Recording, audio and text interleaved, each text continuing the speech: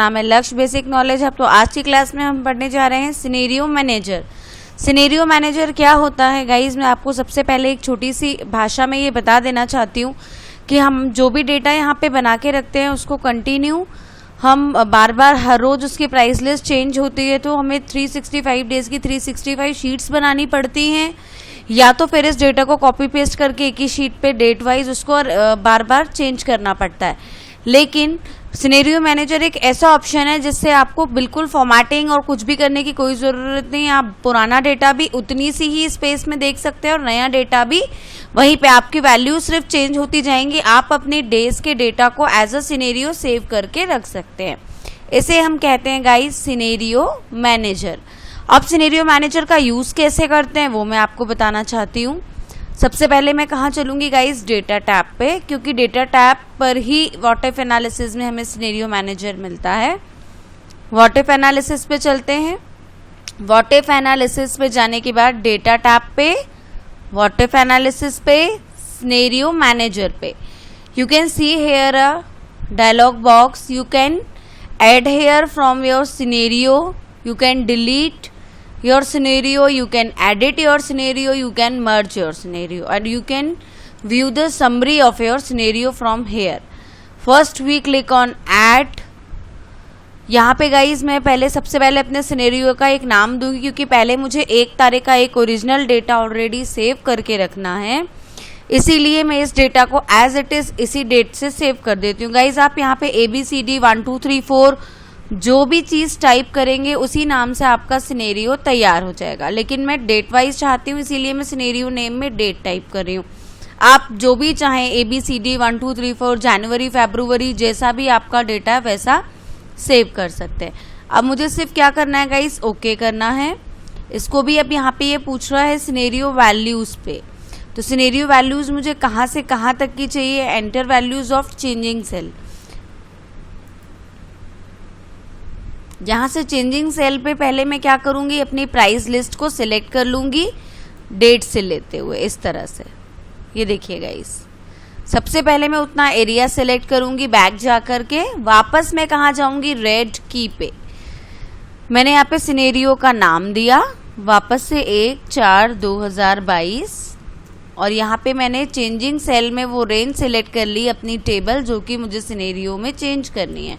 Okay, आप देख सकते हैं यहाँ मेरी मोबाइल लिस्ट आ रहा है, यहाँ प्राइस लिस्ट आ रहा है जो कि मैंने यहाँ पे टाइप करके रखा हुआ है, और मेरे सारे यहाँ पे आप इसको स्क्रॉल कर करके देख सकते हैं जो भी मैंने यहाँ डेटा लिखा हुआ है ये वाले पार्ट में वो, और ये वाले पार्ट में कॉलम में वो यहाँ डिस्प्ले हो रहा है पूरा डेटा। तो क्योंकि मुझे पहला सिनेरियो तो ओरिजिनल चाहिए, इसलिए मैं पहली बार सिनेरियो में कोई भी चेंजेस नहीं करूँगी, मैं सिर्फ ओके करूंगी। आप देख सकते हैं मेरा 1 अप्रैल का जो भी सिनेरियो है ये रेडी हो गया। Now at the second day the date will be change, we will click on add again, we will type here 2/4/22। Okay, 2/4/22। By changing cell में यदि आप वैल्यूज यहाँ से चेंज करना चाहें तो कर सकते हैं, यदि वही टेबल रखनी है तो बाय डिफॉल्ट सिनेरियो वही वैल्यूज अपने आप ले लेता है। आपको सिर्फ क्या करना है, ओके करना है। ओके करने के बाद गाइज आप यहाँ पर भी इस वैल्यू को सिनेरियो नेम को अगर चेंज करते हैं तो आपको बहुत ही आसानी हो जाएगी। जैसे यहाँ पे मैंने किया है तो उसको फाइंड आउट करने में बहुत आसानी हो जाएगी। अब मैं यहाँ पे आगे चलती हूँ। सपोज मेरा ये एप्पल का 13 Pro Max का फ़ोन है, इसकी वैल्यू जो मेरी 79,000 से चेंज हो गई सेकेंड डे पे, तो डेली वैल्यूज़ चेंज होती हैं, ये हो गई 80,000। अब जो मेरी यहाँ पे वैल्यू है ये हो गई मेरी 40,000। इस तरह से मेरी जो जो वैल्यूज़ चेंज होंगी, जो कम होगी ज़्यादा होगी गाइज मैं यहाँ पे सिलेक्ट कर सकती हूँ। जैसे ये 36 की जगह हो गई 37। तो मुझे सिर्फ वैल्यूज चेंज करनी है और कुछ भी नहीं करना है, और चेंज नहीं हुई है तो एज इट इज रखना है।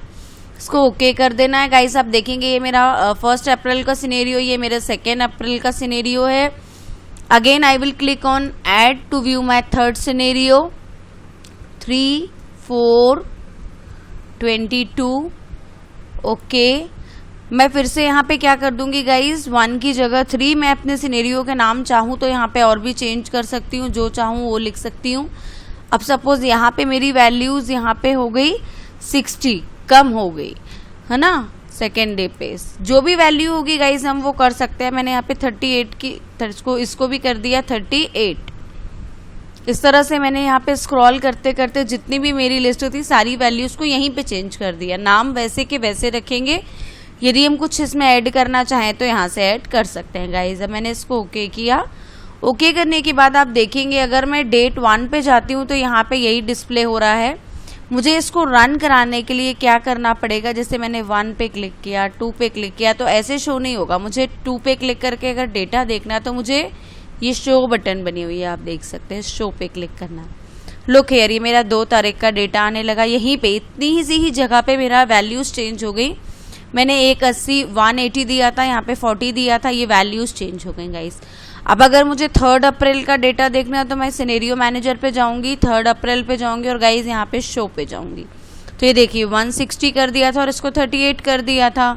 तो ये जो वैल्यूज़ हैं ये हमारी चेंज हो रही हैं और ये डेट भी चेंज हो रही है। देखिए 3 अप्रैल आ गई।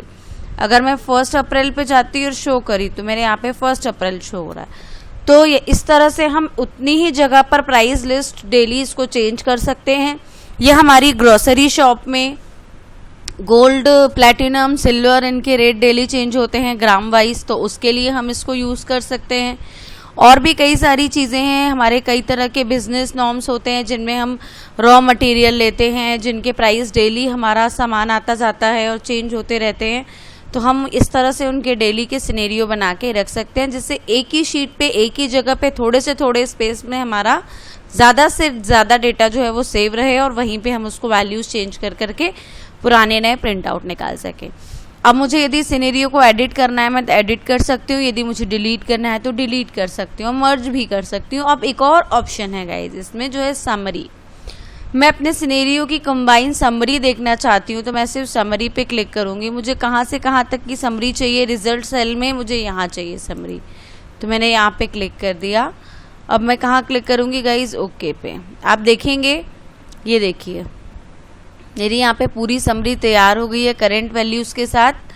1 4 2 4 मेरी नई शीट तैयार हो गई है सिनेरियो समरी नाम से। शीट 1 पे मेरा पूरा डेटा है, आप देख सकते हैं, और सिनेरियो समरी में आप देख सकते हैं मेरी ये पूरी समरी तैयार हो गई है। किस तरह से मेरा क्या क्या डेटा जो है MIX, यहाँ पे इसका क्या प्राइस था, फिर यहाँ पे इसका क्या प्राइस था, फिर यहाँ पे इसका, और यहाँ पे जो भी इसमें चेंजेस हुए कंटिन्यू। यहाँ पे 39 डेट वाइज दिखा रहा है, हमने जो भी उनकी वैल्यूज़ चेंज की थी। मैंने यहाँ पे जैसे 179 की थी, यहाँ पे फिर 180 कर दी थी, यहाँ पे 160 कर दी थी। तो इस तरह से मैं और भी डेट्स में लेकर के सिनेरियो समरी को तैयार कर सकती हूँ। इसको गाइज मैं यहाँ से ग्रुप कर सकती हूँ, अनग्रुप कर सकती हूँ, सारी सेटिंग्स यहाँ पे इसकी दी हुई हैं। तो इस तरह से आप सिनेरियो समरी तैयार कर सकते हैं, सिनेरियो ऐड कर सकते हैं। अगर मैं यहाँ पे पेट्रोल डीजल के प्राइजेस भी डेली कुछ ना कुछ उसमें चेंज होता है तो उसके लिए भी इसका यूज़ कर सकती हूँ। तो गाइस, और उसके बाद नेक्स्ट ऑप्शन में आपको ये बताना चाहती हूँ, व्हाट इफ एनालिसिस में गोल सीक भी सेम ऑप्शन होता है, बस इसमें थोड़ा सा एक वेरिएशन ये होता है कि हम सिर्फ ये टेस्टिंग करते हैं कि अगर हम किसी एक सेल में वैल्यू बढ़ाते हैं तो उसके दूसरी सेल की वैल्यू पे क्या फ़र्क पड़ता है, उसको हम कहते हैं गोल सीक। सपोज हमारा यहाँ पे कोई एक स्टूडेंट है, इसके 215 नंबर हैं, हम चाहते हैं इसके, या इसके 210 नंबर हैं, हम चाहते हैं इसके 220 नंबर करने हैं हमको। मैं इसको कलर करके थोड़ा सा हाईलाइट कर देती हूँ ताकि आपको क्लियर समझ में आए गोल सीक। देखिए यहाँ पे अब मैं कहाँ चलती हूँ गाइस, डेटा पे वापस व्हाट इफ एनालिसिस पे। सिनेरियो मैनेजर हो गया गाइस। उसके बाद मैं आपको बता रही हूँ गोल सीक में सबसे पहले मुझे सेट सेल में हमेशा वही वैल्यू लेनी पड़ेगी जो या तो फॉर्मूला हो या जो हम चाहते हैं कि हमें चेंज करना है ना। और कितनी वैल्यू करनी है उसकी, 210 से जो भी वैल्यू करनी है वो मैं यहाँ पुट करूँगी। 220 पुट करनी है मुझे, सपोज उसको ग्रेस दे के पास करना है और 220 नंबर पे वो पास होता है, तो मुझे वहाँ वैल्यू चाहिए 220। लेकिन अब क्योंकि ये फॉर्मूला बेस्ड है तो भाई ये इससे मिलके बना है, इससे मिलके बना है और इससे मिलके बना, तो इन तीनों में से वो 10 नंबर किस सेल में बढ़ने हैं कि ये 220 हो जाए। तो उसके लिए मैं बाय चेंजिंग सेल पे जाऊंगी, मैं 54 की जगह चाहती हूँ मैथ्स में उस बच्चे के 64 नंबर हो जाए और यहाँ पे 220 हो जाए। तो गाइज ये तो मैं डायरेक्ट भी कर सकती हूँ और गोल सीक में भी यही चीज़ होती है। बस मैं यहाँ पे उस वैल्यू को लूँगी, रेड की पे वापस जाऊँगी और क्या कर दूँगी, ओके, और इसको भी क्या कर दूँगी, okay. You can see here यहाँ पे हो गया 220, यहाँ हो गया 64। अब ये चीज़ तो मैं डायरेक्ट भी कर सकती थी, मैं आपको दिखाती हूँ इस पे करके सेकेंड वाले पे। ये देखिए गाइज, यहाँ पे अगर मैं यहाँ पे डायरेक्ट 84 करके एंटर करती हूँ तो यहाँ मेरा 236 अपने आप हो गया। मैं अंडू करके दिखाती हूँ, हाँ 226।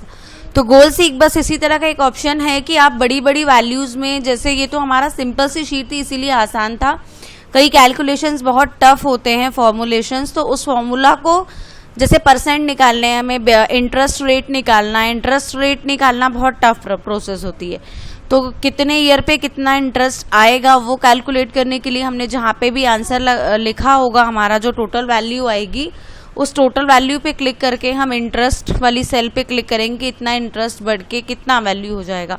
तो वो सब गोल सीक से हम आसानी से निकाल सकते हैं। तो गाइस, कैसा लगा आपको आज का वीडियो ज़रूर बताइएगा।